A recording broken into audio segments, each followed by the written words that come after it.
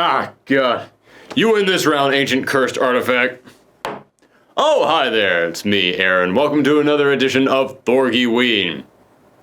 So, let's talk about body horror. I spent 30 minutes trying to think of an intro to this that would appropriately prepare you guys for what you're about to see, and that was the best thing I could come up with. Yes, today on Thorgiween, we're going to be taking a look at another spooky, scary game, and this time it's one that you guys actually voted on. And you guys are sick, because apparently you want me to play the most gross, disturbing game that you could possibly imagine. We were talking about Splatterhouse 2010, and I have to put the 2010 in there because this was a reboot of that franchise from back in the 80s.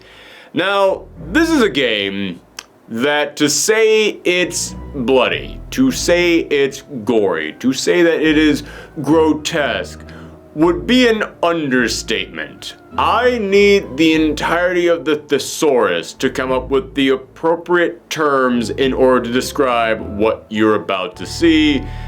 But you know what? Sometimes an image is worth 1,000 words. So let's just turn to the old splatometer. If a 1 on the splatometer is this, precious blood, and a 10 on the splatometer is this, then Splatterhouse 2010 edition is about a 12. Maybe like round that up to a 13. Yeah, it's going to be bloody, it's going to be brutal, it is going to be extreme with like 3 X's in there. But within all that blood, within all that gooey, gory goodness, there might just be some heart. I'm pretty sure that there is some heart because I'm pretty sure that the hero of this game reaches his hand that far into people's chest that he's bound to find one in there. As I said, you guys vote on this, so when this video gets demonetized for everything that you're about to see, I blame all of you. Here's our look at Splatterhouse 2010 edition. Now, to start with, some of you are looking at what you're seeing on screen right now, and you're probably asking yourselves, why is Jason Voorhees so freaking jacked all of a sudden? And I can't blame you. If you're around my age, then you probably remember Splatterhouse as that game that you saw at the video store that your mom wouldn't let you rent, and looking back at, yeah, that was probably a smart call on her part. But for the majority of audiences out there, Splatterhouse remains relatively unknown, so allow me to give you some backstory. In the late 80s, slasher horrors were exploding across American theaters. So Japanese game developer Namco decided they wanted to create a game to take advantage of this craze. I know, it's subtle, right? You'd probably never guess from looking at this box art that this hockey enthusiast was inspired by American slasher films, but yes, it's true. Yeah, I have no idea how they got away with this either. I guess Namco just had some really good lawyers back in the days. The series spawned 3 major entries and established itself as the ultimate horror brawler as you walk across the screen pounding away at melty zombies, haunted furniture, and gory horrors. The game was about a man named Rick Taylor who starts the story already dead, but is then possessed by this floating mask, and you have to set off to save your girlfriend, with the story taking some rather dark turns for an 80s beat-em-up. Well, cut to the late 2000s, and Namco, now part of Bandai Namco, decides it's the right time to bring the franchise back. They contracted Rocket Studios, makers of the Mark of Kree, and told them that they wanted the game to be another brawler, with many of the gameplay elements of the original series left intact, while also being loaded to the brim with heavy metal and testosterone because this was the Xbox 360 PS3 era, the generation of games that was known for this. However, the game ran into a ton of behind-the-scenes problems, and without getting too deep into it, basically the head of Rocket Studios, Jay Beard, listened to what Bandai Namco wanted, said, "You got it, boss." Then the second Bandai Namco was out the door, they said, "Yeah, we're not doing any of that." So they gave the game an art style that relied more heavily on body horror and Silent Hill-style psychological nightmares, and they completely changed the gameplay around so it didn't really resemble the old Splatterhouse games, but instead was a lot closer to Mark of Kree. Jay Beard kept showing Bandai Namco the same designs over and over to the point where Namco eventually had to ask, so why haven't you shown us any of the actual gameplay? Eventually they found out that Beard was building something that they specifically told him not to build. They told him to stop it, he said sure, and then he proceeded to not stop it and keep making Mark of Kree featuring Splatterhouse. On top of all of this, Beard had the team switch to an engine that even the people at Rocket said, "Why are we using this engine? It sucks." until finally Namco had enough, shut the game down, and Bottle Rocket went out of business as a result. But Bandai Namco did look at the parts of Splatterhouse that Beard had shown them to keep them distracted from what he was actually working on, and they said, you know what? That actually doesn't look too bad. So they took the staff members at Bottle Rocket who had actually worked on the stuff Namco wanted them to work on and let them continue development of the game until it was finished, and I imagine it was probably under a lot closer supervision. Now, when you hear all of that, your first thought is probably going to be, wow, with all those problems, this thing is probably a jumbled, janky mess. And honestly, yes, it is. But also, no it isn't. This game is insanely fun. And crazy busted. At the same time. And the sad thing is, that the positives in here, the stuff that is actually fun, is the stuff that Bandai Namco wanted this game to be. Yeah, the over-the-top brutality, the in-your-face attitude, the mindless but also detailed and customizable combat, it's all incredibly entertaining, and as I play this, I couldn't help but feel so heartbroken thinking about what could have been.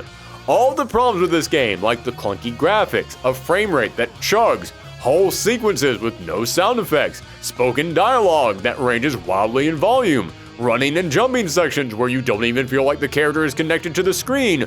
All of these things and more are big problems with this game, and when it was released, critics savaged the game for it. But those problems are all caused by a crappy engine, by having almost no budget or time or staff left because they spent a year working on a game that they were told not to work on. I know that when it comes to games and movies and every other form of entertainment, there's always this argument going around about should the people creating it or the people who spent the money on it decide what the product is going to be. And I'm not going to get too far into that because honestly, I feel like that is a very gray subject that changes from case to case. But in this particular instance, holy crap, it should have been the people with the money.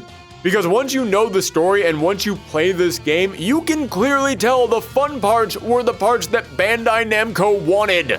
Sorry for starting out with that long backstory, but I figured what the heck, it's October, we should tell at least one spooky story this month, and I don't know about you guys, but hearing about troubled video game development sure sends some chills down my spine. Now, as I mentioned, this game is pretty clunky at times, but it's still fun and pretty creative. Yes, you do run around just punching everything in your way, but there is an upgrade tree that can give you a wide variety of moves that are fun and can save your ass in the more intense moments.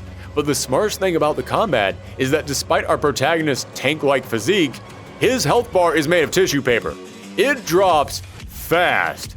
However, you build up a meter as you fight, and you can spin that meter on super moves or to go into a big beast form, but you can also spin a bar of your meter to suck up the blood of your enemies, which heals you, with how much you heal depending on how close you are to how many enemies. This means combat can be really intense as you're constantly jumping between full health and close to death.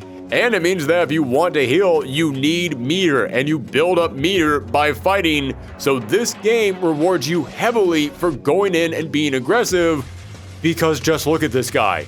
Of course he can only heal by punching things more. Also, every now and again, the game switches to a classic side-scrolling format, and yes, I'll admit these moments aren't as fun and they are way more mindless than the regular 3D planes. But it is a nice throwback to the classic games, and it is a decent change in pace to keep the game interesting. You can even hit people so hard during these sequences that they end up flying against the wall, and yeah, that is actually pretty fun. It does remind me of those old school beat-em-ups. But the best stuff about this game is the personality, it's the tone, it's the charm of the game. So let's actually talk about what the game is about. This was meant to be a reboot of the franchise, so it starts off exactly where the original game did. You're playing Rick, and when the game starts up, all you know about him is that he is lying on the ground bleeding out, and a mysterious mask is telling Rick to put him on. He does this and is immediately transformed into this giant brute. He's like a Hulk in jorts and a chain wad. From there, you have to race through this mansion to rescue your girlfriend Jennifer from the evil Dr. Henry West. And as the game goes on, whenever Rick is transported to a new location, you get flashes of memories of the moments leading up to the start of this game, as Rick is accompanying Jennifer to the West Mansion to interview him for the school paper, where you're then attacked by monsters. Now, I'll go ahead and say, I actually really like Rick. And not just because he looks like me in college, but also because he's just a big nerd. Like me in college. Yeah, despite the fact that he's been turned into this giant savage monster, Rick's still in control of his body and mind, and Rick is just a dude. He's a normal guy. This is all very alarming and frightening to him, and the contrast between his body and his brain made him an incredibly fun character.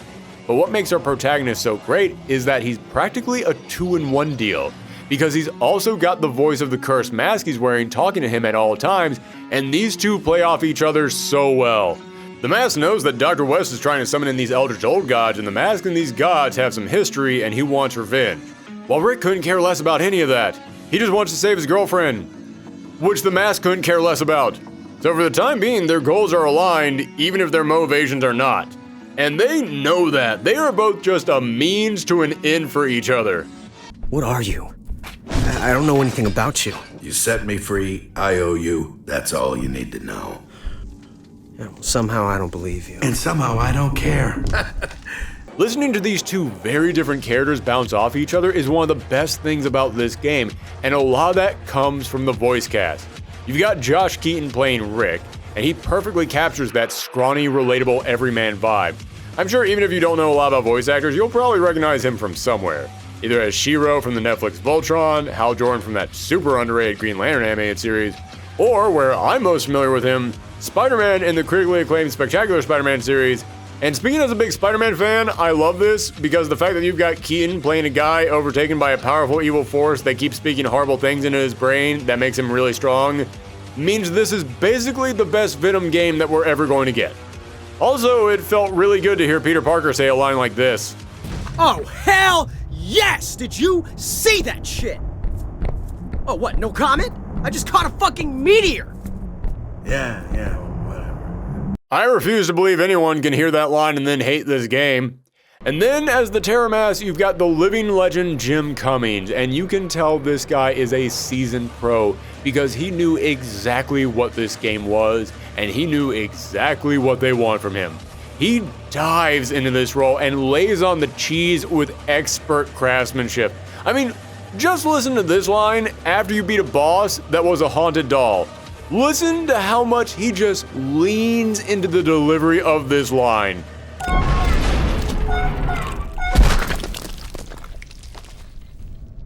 I ain't your mama, asshole. He put like 10 O's in that line read. I love it. And there's a ton of humor in this game. I got some pretty decent laughs out of this thing from the dark humor, and almost all of that comes from Cummings' expert delivery. Wait. I know this guy. Yeah, we are screwed. By the way, I know not everyone out there is a big voice actor nerd like I am, so you might not know who Jim Cummings is, but I guarantee you have heard some of the voices he's done. So I want you to go on IMDb right now, search Jim Cummings, and just see what his most famous performances are. That's not a suggestion, by the way. I want you to actually do that right now. Like, don't even have to close out the video. I'll wait for you guys. Just go up above, open up a new tab, go to IMDb, type in Jim Cummings, then see what his most famous performances are, and then think about those voices doing some of the lines that you have already heard in this video. Think about the characters he has played and the things that he is most known for, and then contrast that in your mind with what you have already seen in this video. Go ahead, do it right now. Open up the new tab. Yep, IMDb. You're typing in Jim Cummings right now. Okay, now just scroll down his page. Scroll down to see what he's most known for, and oh my god, right? Seriously, I could talk all day about how good Rick and the Mask are in this game, and I think that's a lot of the reasons why I really enjoyed this game. Even if gameplay is buggy, personality can carry a game a long way, and that's something that I really have to give this reboot. It really wanted to capture the old feel of Splatterhouse while bringing it into the grungy, over-the-top PS3, Xbox 360 era, and just looking at the tone of this game itself, they nailed it. The cinematic kills are brutal, the mansion you roam around is eerie, there are legitimately great boss fights, not because of mechanical reasons, but because of the imagination behind them, so even when the actual game performance breaks down on you, you can still be pleased with what they were going for. And you know what, I'm very tempted to not bring this up, every single fiber of my being and cell in my brain is telling me that this is a horrible idea and I'm going to regret talking about this, but I feel like I have to bring up this one particular part of the game because I feel like it encapsulates what this game was going for and how well they nailed it. There are a few collectibles to find in the game, including on every level you'll find photos of your girlfriend Jennifer, and they've been ripped into 4 pieces and you have to put them back together. And when I finally got the first picture fully reassembled, I realized, oh, they're all of her naked, aren't they? And there goes the monetization for this video. Okay, hold up. I know how that sounds and I can feel everyone rolling their eyes and judging me, but hear me out. I bring this up because it actually plays into the point of the game. You see, this game wasn't just trying to be a big, bloody, brutal beat-em-up that captures the 90s nostalgias of that generation. I mean, okay, yes, it was trying to be that, so much so that Rick's ultimate power-up is him literally becoming an edgelord. But the game was also trying to recapture the feeling of the original Splatterhouse, which was a tribute to not just horror films, but to a specific type of horror film. I'm a big horror movie nut, and I can tell you, they're not all made the same. There is a wide variety of horror films, each with unique things to love about them. And Splatterhouse was not going for psychological thriller. It wasn't going for deep, hard-hitting social commentary. It wasn't going for a slow, eerie burn. No, Splatterhouse is and was always trying to emulate schlock. It was always aiming to capture those crazy, over-the-top horror films that were just weird monsters, buckets of blood, and unrestrained sex appeal. And I know that most professional movie critics hate that stuff. Just think of the message this film offers to its teenage audience. The world is a totally evil place, this movie says. It'll kill you. It doesn't matter what your dreams and hopes and ambitions are. It doesn't matter if you have a new boyfriend or a new girlfriend or you've got plans for the future. You can forget those plans because you're going to wind up dead. But to horror fans, schlock, at least genuine schlock that knows what it's doing, holds a special place in our hearts. There's something kind of beautiful about a horror film that is willing to just go for it. About something that is just taking essentially our id and knows how to craft a story around that. And the moment that I started this game, ripped off a monster's head, beat another monster to death with my own severed arm, and then saw the collectibles are just naked photos of my super one-dimensional girlfriend, I realized, oh, sex and violence. Got it. And don't get me wrong, lots of games and movies go for that. And they suck because they're just sex and violence. And if you don't know what you're doing with that, or you're just trying to copy other success, then that's boring and unoriginal. But this game knows how to do it. It has the personality, the creativity, and the charm to pull all of that off. I mean, hell, this is the big pinnacle moment of the game where you finally meet the mad doctor who kidnapped your girlfriend, and this is the dialogue exchange everything in this game was leading up to. Yes, the corrupted will spare mankind any further pain, and Lenora and I shall be reunited. Yeah? Well, fuck you. No, Rick. Fuck you! Again, how can you watch that and not love it? How can you watch that and not go, oh, I get it. Yeah, this game is constantly trying to be over the top and it nails it. Okay, they mostly nail it. There are, of course, moments it falters, and the worst instance of that is your girlfriend, Jennifer. As I said, this game is just going for sex and violence, and the collectible foes let you know that, but that doesn't mean that Jennifer should just be collectible photos. Yeah, Jennifer is one of the worst female characters I have ever seen in a video game. Wanna know who Jennifer is in this game? Jenny!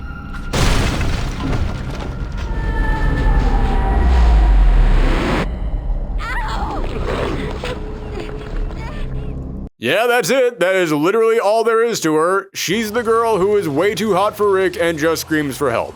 Again, I know this is going for schlock horror, and those movies are loaded with scream queens, but Jennifer is all scream, no queen. And she almost even wrecks the entire end of the game because, spoiler incoming for how this whole thing ends, but it all leads up to a big boss fight against a creature that is an accumulation of all the dark, evil, fleshy magic that you've been fighting, and I was hyped. I was ready to tear into this big monster, only for the entire final boss fight to be this creature creating monsters that run towards Jennifer and attack her, and you have to protect her with her screaming in your ear like a car alarm non-stop. This is not the worst final boss fight I've ever seen, but holy crap, it is the most frustrating. Not only is it super disappointing to reduce the big final threat that you've been waiting for this entire game down to just a wave of common enemies, not only is it next to impossible to keep track of all the monsters thanks to the crappy camera, not only do the monsters not stop during your big cinematic kills, so if you perform one of the things that you've been taught to perform throughout this entire game, it leaves Jennifer wide open, but you've got all of that going while hearing this every single time that Jennifer is attacked. Rick! Rick! Help me!